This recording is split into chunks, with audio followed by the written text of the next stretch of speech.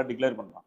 என்ன அல்லானாலே நம்ம என்ன நினைச்சு வச்சுக்கிறோம், தொழுவுலன்னா நரகத்துல போட்டுருவான், பொய் சொன்னா நரகத்துல போட்டுருவான், இது பண்ணா நரகத்துல போட்டுருவான், அது பண்ணா எப்ப பாரு நரகம் நரகம் நரகம் நரகம் ஒரு த்ரெட்னிங்கே இருக்கும். இப்ப கீழே போய் ஏதோ ஒரு முஸ்லீம் வந்து ஒரு ஒரு ஒரு இஸ்லாத்துக்கு எதிரான ஒரு செயல் செஞ்சுட்டா கீழே போய் பாருங்க, அவனுக்கு ஃபத்வா கொடுப்பான். ரொம்ப எரிச்சலான விஷயம் இன்னைக்கு உலகம் பார்க்குற ஒரு விஷயம் என்ன, ஃபத்வா. ஃபத்வானா மார்க்க தீர்ப்பு, அது முடிவு பண்ணும் ஒரு ஃபத்வா, இந்த ஜமாத் இன்னொரு முடிவு ஃபத்வா பண்ணும். சும்மா ஃபத்வா பண்ணிட்டே இருப்பாங்க. எப்படா தண்டிக்கலாம் அப்படின்னு, யார் வழிகட்டவன் யார் வழிகட்டவன் யாருக்கு லேபிள் குத்தலான்ட்டே உங்க முடிவோட்டு இருப்பாங்க. அல்லாஹ் என்ன சொல்றான், நான் அந்த மாதிரி ஆள்லாம் கிடையாது. என்ன சொல்றான், நான் எப்படா உங்களை முழிச்சு கட்டலாம், எதுலடா சிக்குவீங்க அப்படின்னு உட்காந்துட்டு இருக்கிற ஆள் கிடையாது. நீங்க நன்றி செலுத்துபவராக இருந்து ஈமானின் வழியில் நடப்பீர்களாயின் உங்களை ஏன் நல்லா தண்டிக்க போறேன். நீங்க ஒழுக்கமா நடந்துக்கிட்டா நான் ஏன்டா பனிஷ் பண்ண போறேன் உங்களை, எனக்கு என்ன உங்களை பனிஷ்மெண்ட் பண்ணணும்னு ஆசையா அல்லாஹ் சொல்றான். மேலும் அல்லாஹ் எப்படிப்பட்டவன்னா, நன்றியை மதிப்பவனாகவும் அனைத்தையும் நன்கறிந்தவனாகவும் இருக்கிறான். அல்லாஹ் என்ன சொல்றான், நான் எப்படிப்பட்டவன் அப்படின்னா, நான் வந்து மென்மையானவன், நான் வந்து உங்களுக்கு வந்து அருள் புரியக்கூடியவன், நான் நன்றியை மதிக்கக்கூடியவனா இருக்கிறேன்.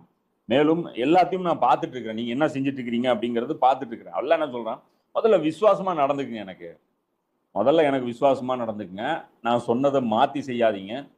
பாவங்கள்ல 2 வகை.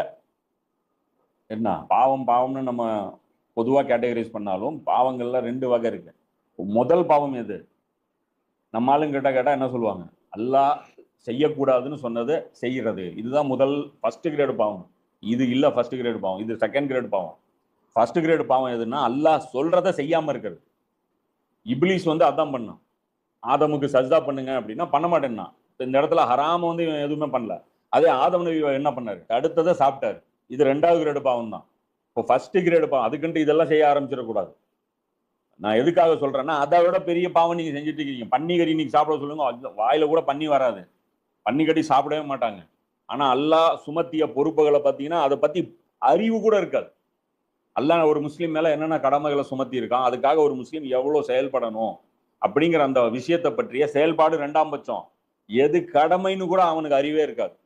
கேட்டா 5 தான் கடமைம்மா, தொழுகை, நோன்பு, ஜக்காத், ஹஜ்ஜு, கலிமா, இந்த 5 விஷயம் தான் என்னம்மா கடமை இருக்குன்னு நினைச்சிட்டு இருப்பான். ஆனா குர்ஆன் ஏகப்பட்ட விஷயங்களை, கடமைகளை பட்டியல் போட்டுட்டு. அப்போ அல்லாஹ் என்ன சொல்றான், நன்றி செலுத்துபவர்களா நடந்துக்குங்க, என்னுடைய துரோகிகளோட போய் நீங்க கூட்டு சேராதீங்க, உங்களுக்கு நான் கொடுத்த விஷயங்களை எனக்கு எதிராகவே பயன்படுத்தாதீங்க.